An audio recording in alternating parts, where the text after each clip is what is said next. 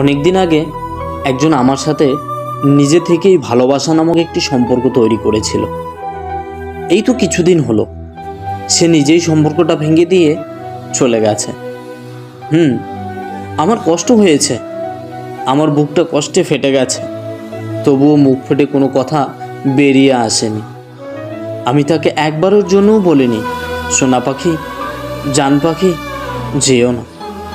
কারণ আমি জানি সে চলে যেতে চায়, সে যাবেই। এই বুকের কলিজাটা ছিঁড়েও যদি তাকে দিয়ে দেই, তবুও সে যাবেই।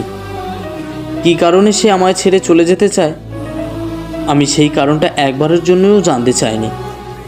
কারণ আমি জানি সে চলে যেতে চায়, সে কোনো কারণ দেখাতে পারবে না। আমি তার বিরহে রাতের পর রাত জেগে নিজের চোখ দুটোকে ঘুমহীন কষ্ট দেইনি। আমি কারো সামনে বিরহের আবেগ দেখাইনি। নিজেকে সবার সামনে আগের মতোই স্বাভাবিক করে উপস্থাপন করেছি। সে যখন বুঝতে পারল আমি তার চলে যাওয়ার কারণে কোনো প্রতিক্রিয়া দেখাই না, তখন সে আমাকে প্রতিক্রিয়া না দেখানোর কারণ জানতে চাইল। আমি হেসে এক কথায় বললাম,